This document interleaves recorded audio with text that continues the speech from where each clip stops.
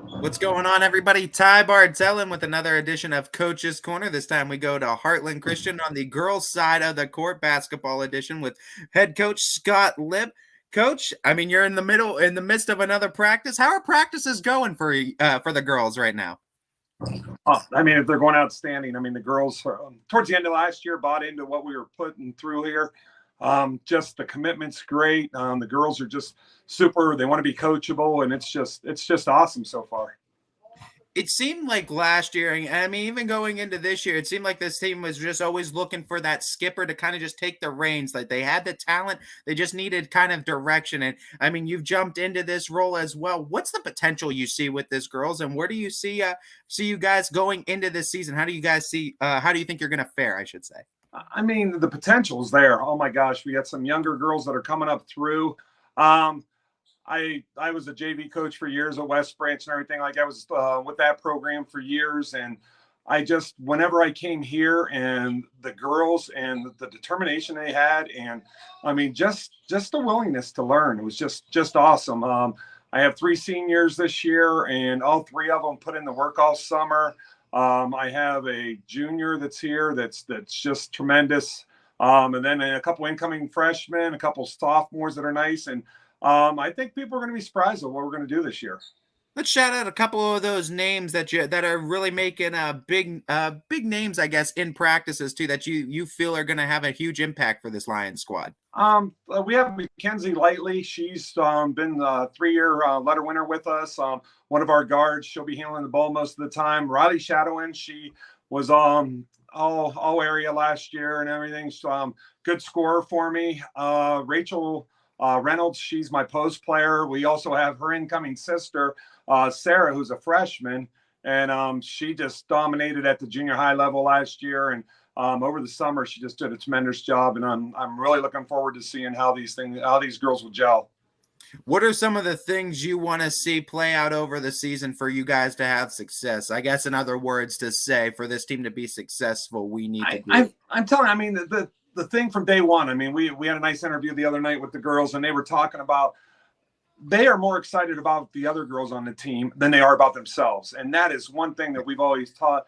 I always taught coaching, like for all the years at the other schools and stuff like that, is you know what, it's more about we instead of me, and these girls have bought into that, and they're so excited. I mean, I told them, I said, it's basketball, it's a team sport, but that doesn't mean everybody gets the same amount of shots. So, but you want to go ahead and you want to make sure everybody's involved, and I think the girls are buying into that. And oh my gosh, it's like last year was a great whenever we were playing Cheney. It came down to our only senior graduated, Sophia Stambaugh. They got a technical towards the end of the game. We were down 2 points. And I told her, I said, hey, you're the senior, step up. She goes, no. She goes, I want Riley to take them. Riley went in, knocked down both free throws. We got the ball back, went on an 8-0 run, and won the game by 13. So that was a great thing of showing what kind of team we have here and how unselfish they are. Having those type of games too are absolutely, I think, integral in building that trust and getting those kids to buy in, no doubt. I think the Heartland Christian community is always a unique one because those small, anytime we have like any sort of big dog of the year voting, I mean, you guys knock it out of the park. It's such a supportive, close-knit community.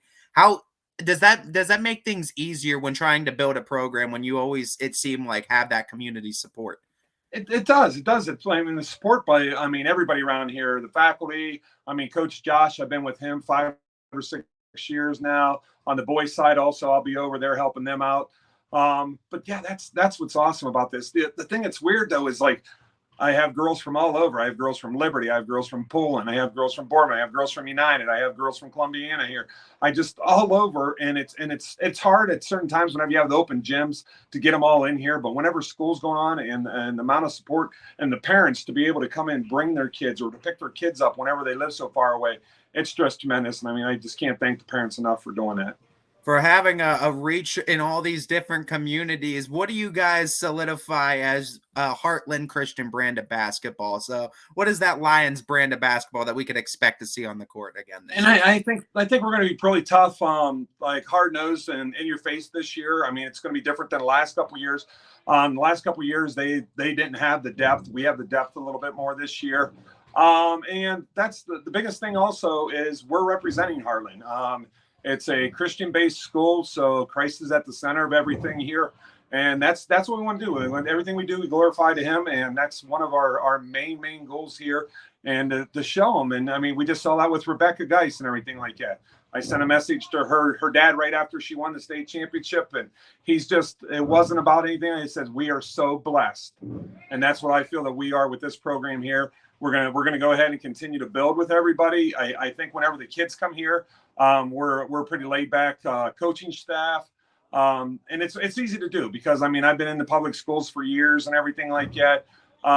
We did have a nice thing at the other schools with daily devotionals, that kind of stuff. But to take it to that next level here and to put God at the center and to make these girls see what they can accomplish, and it's just awesome.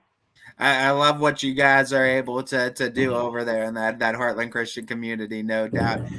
Talking about the schedule that you are able to put together now, though you guys don't play in a conference, it gives you kind of the freedom to play pretty much anyone you want to in and around the area. Talk about some of these games you're excited for these girls to test themselves against this year.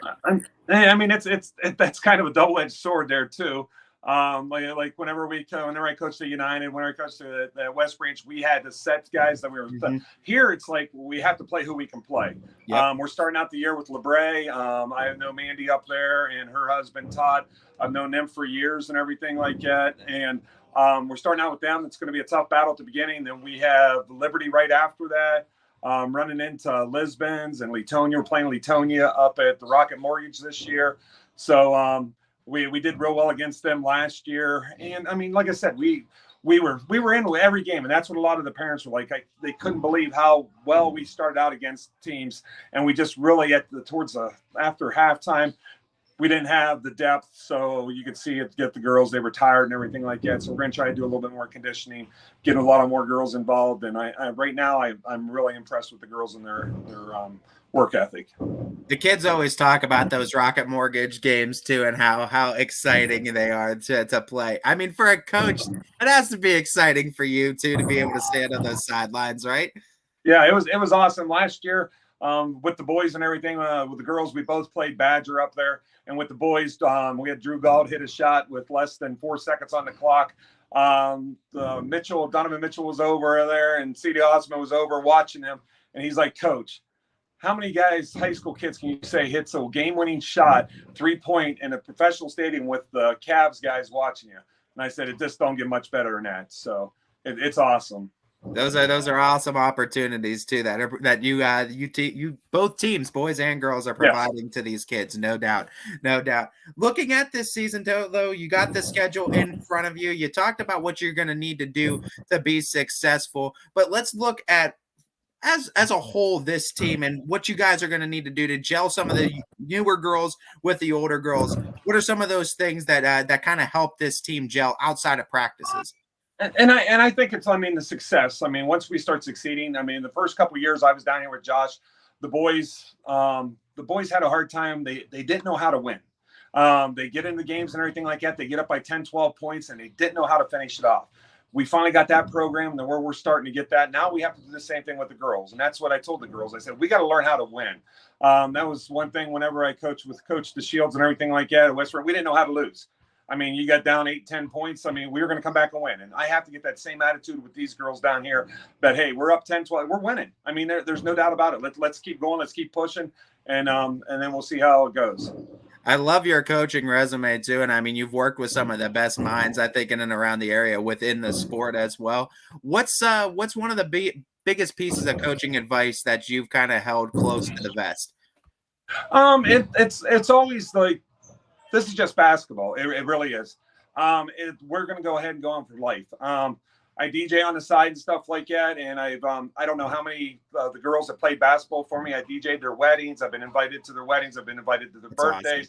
Awesome. All kinds of stuff like that. This is just a small factor. And that's what we try to make it here. We're a team. And I told each girl, I said, you're my daughters now. You're my basketball daughters, and I got your back, and we're going to do what we got to do. And I got you 100% on anything that happens. And I mean it too. My daughter's playing now.